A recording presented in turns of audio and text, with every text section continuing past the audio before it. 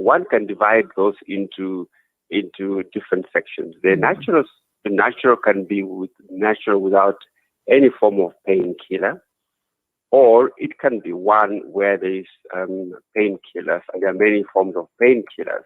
We can use either the injections or we can use an epidural. Mm-hmm. And in the cesarean section, one can have either an emergency cesarean section or a planned cesarean section. So broadly, that is one of the classifications of the modes of delivery that are available. Mm-hmm. And what about what they call a forceps delivery? What is that? If you can explain to us a little bit about it. Good question. So in the natural form of delivery, one can have one where when the baby is almost coming out, and this is one thing at times some people fail to understand, that when the baby is almost coming out and one can see the head, one can either do an assisted delivery.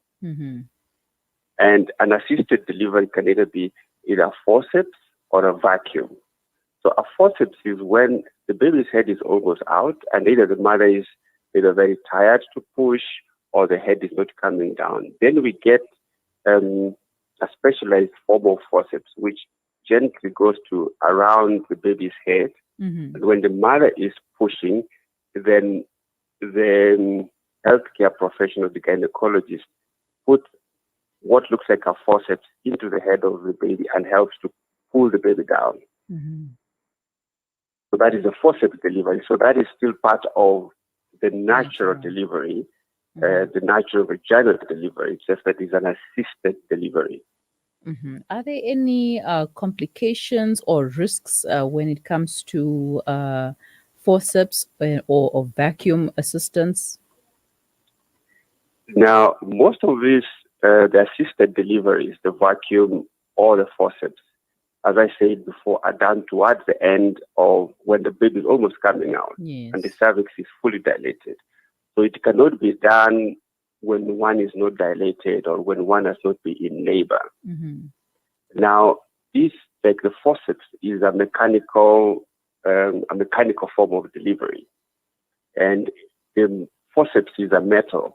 So it's put, first of all, whoever is going to do it has to have experience on how to apply it and how to use it. Because if it's not used properly, it can be able to cause damage, one, to the baby's head and the baby's neck, and secondly, if it's not applied properly, it can also cause damage to the pelvic, the perineal area of the mother. So the mother can get severe lacerations, etc., etc. So for the forceps, the main complications is that it can cause damage to the mother's perineum and the vagina. While the forceps, the vacuum, just like the normal vacuum, is applied into the baby's forehead, into the baby's head in a particular position. So when the mother is pushing, because of the vacuum that has been applied to the head, it also helps to get the baby out.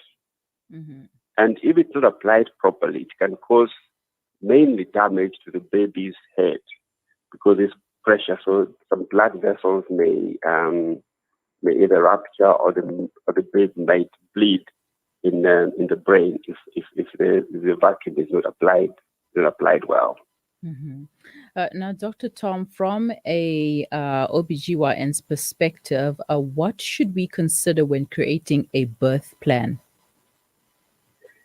When one is considering a birth plan, when one has been seeing their healthcare professional, we need to rule out if there are any complications that may arise in pregnancy, let's say high blood pressure or diabetes, or the baby is too big. So one, in other circumstances, one may consider, because there is the pregnancy is complicated, then one may consider either to deliver early or to do a cesarean section. And if everything goes well right up to the end, then one needs to have an assessment on whether they can be able to deliver naturally, and if it's going to be natural, is it going to be in an area which is mainly controlled by midwives, or one where there is a healthcare professional who can be able to do a Caesar. So that is what we call as the prognosis of pregnancy, and classifying the pregnancy into low risk, intermediate risk, or high risk pregnancy. If it's a low risk pregnancy, then one could consider doing a natural birth. And depending on what their pain threshold is, they can also consider choosing a particular form of pain control. Now, is there a painless birth? Is there a painless birth? The quick answer is no. Oh, man. There is no, well, the painless birth means that one is going to have labor, and a lot of painkillers are given, and the birth process is painless. And obviously, in instances where we put in, let's say, an epidural, which blocks the pain completely, then the labor will be painless towards the end. And it's important to note that even when the epidural is going to be given, we give it at a particular stage of labor. So we don't give it when one is completely painless, because then we don't know whether she's in labor or not, because labor is essentially the start of contraction. And so there will be some form of pain before we insert the epidural. Now, I unfortunately couldn't get an epidural because I sort of had an infection and I was on antibiotics and drips and whatnots. And so unfortunately, I had to go through the painful experience of labor and childbirth.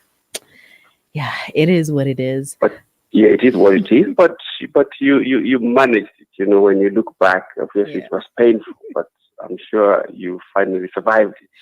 Indeed, I survived, and I've lived to tell the tale right now. All right. So, are there any methods to speed up the childbirth process? When to speed up the childbirth process, when labor has started or has been induced, we have what we call as tocolytics. They are medications which increase the contractions and make the contractions stronger. When the contractions are stronger, the childbirth process is speeded up. However, these are normally given in particular controlled doses with proper observations. So if the dose is too high, it can cause very strong contractions, which can at times affect the baby. So it has to be done in very controlled dosage and in a very controlled environment. So there are indeed drugs which can speed up the labor process. It's not something that we do routinely. We only do it when we think the labor is going too slowly while the baby is okay, or we do it right towards the end just to make the contraction stronger. All right. So, and doctor, in conclusion, what are some do's and don'ts that we should take heed of? During yes. Is it during the labor process? Yes. Labor is, there are many aspects of labor, and many people go into labor. So what we always say is that when one is into labor, one should obviously not try and do the labor themselves. Either do it under supervision of a healthcare professional, either an experienced midwife or a medical practitioner who does delivery, or a gynecologist. And this can either be done either in the home environment or in a midwife delivery unit or in a hospital or in a tertiary hospital. So one is encouraged not to labor alone. And when one goes towards the end of pregnancy, one needs to have a plan on where am I going to deliver, who is going to take me to the hospital. Yes. So those are some of the plans that should go into the laboring process.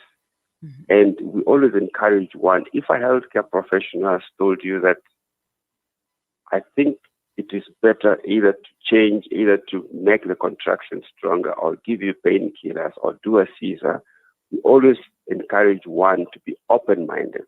Mm. So we get patients who become very difficult in trying to change from their plan. And in a case like that, they either put the baby in danger or put themselves in danger. Mm-hmm. And once, one has known whether they're high risk or not, if they're high risk, don't deliver in an environment where if something goes wrong, nothing can be done quickly. Mm-hmm. All right. Thank you so much for your time, Dr. Tom, and have a wonderful day ahead. Thank you. Thank you so much for having me. Right. That was our resident OBGYN, Dr. Tom Mokaya, who operates at Netcare Hospital in Sunninghill, Johannesburg, giving us tips on pregnancy, childbirth rather. So, yeah, you can contact Dr. Tom if you would like some more information or if you would like to book for your next birth, your next childbirth. For your further comments, questions, queries, or suggestions, please send them to us on WhatsApp. The number is 061 766 0355, and we will be right back after the break. Discover the Africa of your dreams and surround yourself with her spectacular beauty. Relax beneath her serene sunsets and explore wildlife at its natural best. It's where the pride of Africa comes together. The Kwantu Private Game Reserve. Get to know the Big Five or cruise on an elephant safari game drive. Interact with lion and tiger cubs and enjoy world-class halal cuisine while we pamper you during your 5-star stay. Indulge in the true African experience. For reservations, call now on 042-203-1400 or visit kwantu.co.za. The Kwantu Private Game Reserve, the place of gathering. A strip of land with over 2 million people blockaded for 13 years. Healthcare is on its knees, food is scarce, and water is inadequate. COVID has wreaked havoc in the lives of the people of Gaza. 53% of the population live below the poverty line. 80% of Gaza relies on external aid to survive. And 20,000 children are now orphans. The future is bleak. Please, don't forget Gaza. Donate now to Islamic Relief. DusiMed Medicine Depot Retail Pharmacy and Emergency Medical Depot. Conveniently situated in the DusiMed Medical Center, corner Burger and Bossel Street, Pietermaritzburg. We provide safe, affordable and convenient medical facilities. Open till 10 p.m. every day of the year. We have a full house clinic that operates from 2 p.m. to 7 p.m., which is run by a qualified sister. The clinic offers immunization, vaccination, wellness, general consultation, and more. Call DusiMed Medicine Depot on 033 3421 DusiMed Medicine Depot, your pharmacy of choice. It's a new beginning. It's a new era. Salam Media, humanitarian journalism. والإسلام واحد في العالم كله والإسلام للعالمين. In the wide world, Islam is one. Islam is for mankind. In the wide world, Islam is one. Islam is for mankind. Ziko nilalikulu kuma Islamu ndichimoti. Ziko nilalikulu kuma Islamu chawinali yeshe.